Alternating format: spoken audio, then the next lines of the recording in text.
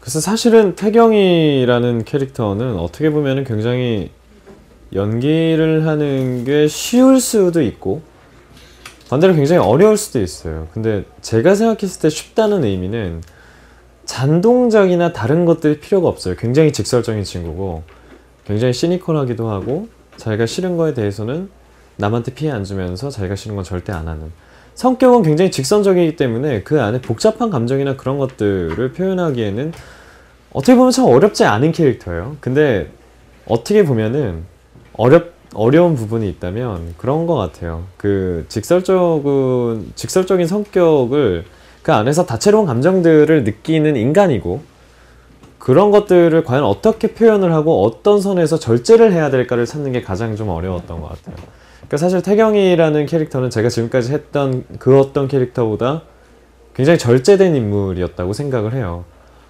그래서 그 뭐랄까 밝은 드라마의 분위기 안에서 혹시 또 너무 단순하게만 가면은 굉장히 좀 닫힌 캐릭터가 될 것 같고 굉장히 재미가 없을 수도 있고, 그래서 좀 쉬운 쪽은 분명히 아닐 테고 좀 어려운 쪽으로 계속 생각을 해보자 라고 하면서 이제 대본으로 주어진 텍스트 외에 이제 다른 것들을 좀 추가를 했죠. 그 말씀하셨던 것처럼 입모양을 삐죽거리는 거라든가 아니면 굉장히 그 깔끔한 톤의 목소리 톤, 네, 그걸 찾느라 좀 힘들었었고, 그리고 초반에 말투나 이런 성격들 때문에 제가 했던 다른 MBC의 베토벤 바이러스에 있는 캐릭터 강마이라는 캐릭터와도 좀 많이 겹쳐지지 않냐, 좀 비슷한 것 같다라는 얘기도 초반에 듣긴 했는데 사실 초반에는 염두를 하기도 했었어요. 왜냐면 정말 대본에서 보여주는 텍스트만 넣고 봤을 땐 두 인물이 거의 같아요. 표현하는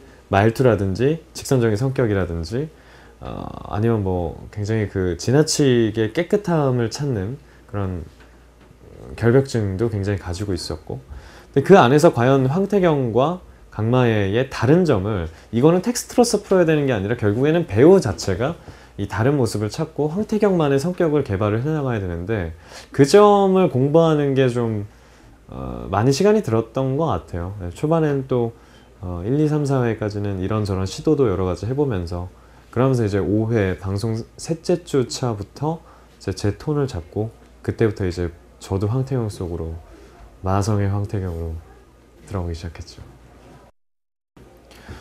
태경이라는 친구는 제가 생각했을 때 굉장히 큰 아픔을 가지고 있을 거라는 생각을 처음부터 했어요. 그게 사실은 어머니에 대한 그리움이건 상처건 어떻든 간에 인간이 가질 수 있는 엄청나게 큰 시련과 슬픔이란 걸 맛본 친구이기 때문에 자기가 마음을 쉽게 열려고 하지 않고, 어떻게 보면은 좀 다른 사람들과의 교류라든지 이런 거 없이 굉장히 자기 자신에 충실하고 자기 자신이 세워둔 그 선 밖으로 나가지 않으려고 유지하는 친구였기 때문에. 그래도 난 널 낳아줬잖아.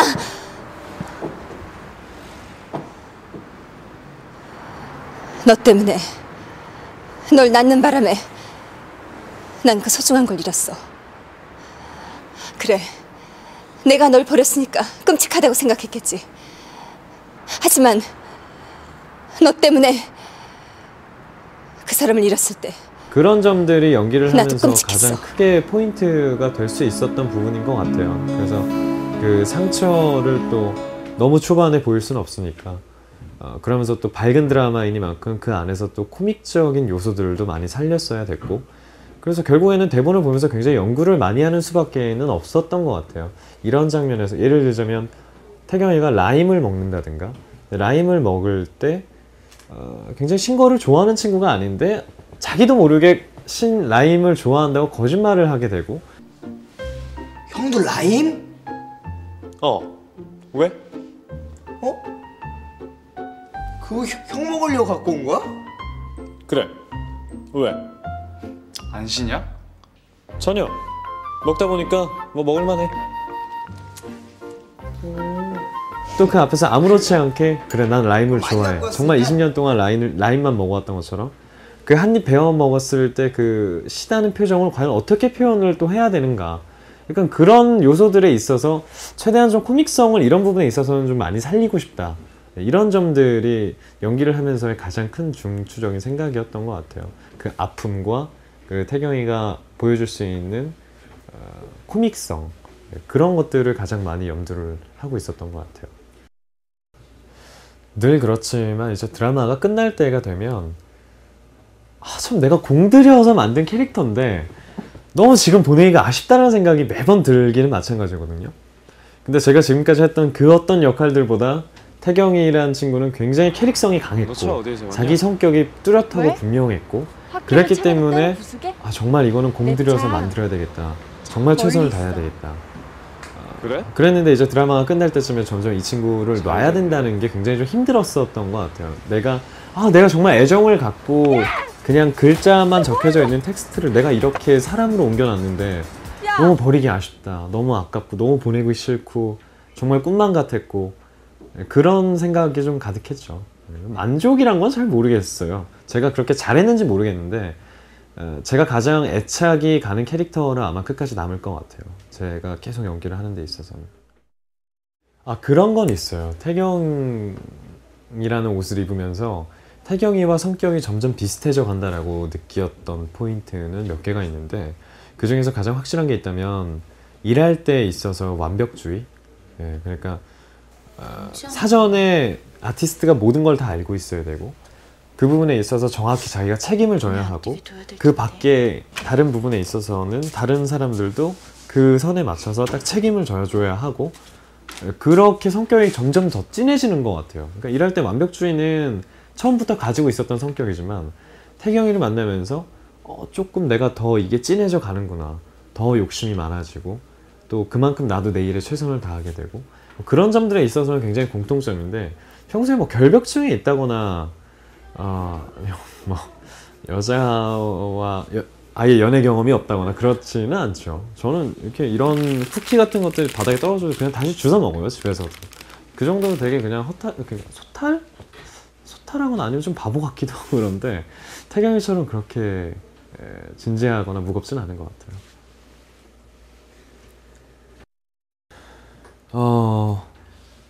그렇죠. 사실은 한창 멋에 대해서 되게 욕심도 많이 부릴 실제 장근석이라는 사람은 멋에 대해서도 굉장히 관심이 많고 옷에 대해서도 굉장히 관심이 많고 그래서 잘 보여주고 싶고 그런 욕심이 있는 건 마찬가지예요. 근데 미나미 시네오를 하면서는 오히려 그런 생각이 굉장히 많이 배제된 것 같아요.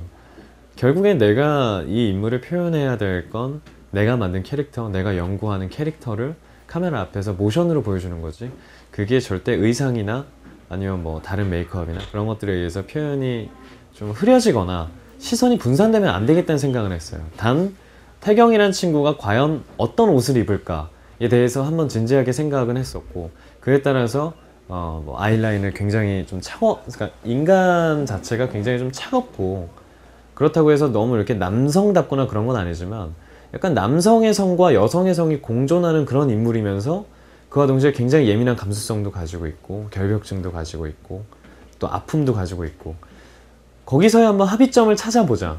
그러니까 무조건 내가 좋은 옷을 입어서 나 이렇게 옷 잘 입어요 라고를 보여주는 게 아니라 정말 이 캐릭터라면 어떤 옷을 입고 어떻게 화장을 하고 어떻게 머리를 하고 다닐까를 생각을 해보자.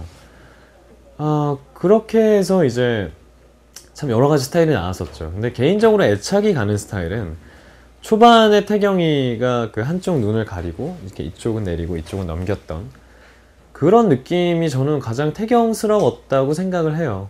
그리고 장근석이라는 배우의 얼굴이 가장 잘 보인 건 머리를 묶었을 때 그게 사실 태경이의 모습이었는지는 아직까지 헷갈리긴 하지만 극이 흘러가면서 굉장히 다양한 모습을 보여줘야 하는 직업을 가진 친구였고 또 그런 상황들이 많았기 때문에 머리도 벌써 한 6차례, 7차례 가까이 계속 바꿨었고 또 옷에 대한 느낌도 점점 더 미니멀해지고 마지막으로 후반부에 갔을 때는 거의 모노톤으로 의상 색상을 정하게 되고 뭐 그런 디테일들이 좀 있었던 것 같아요.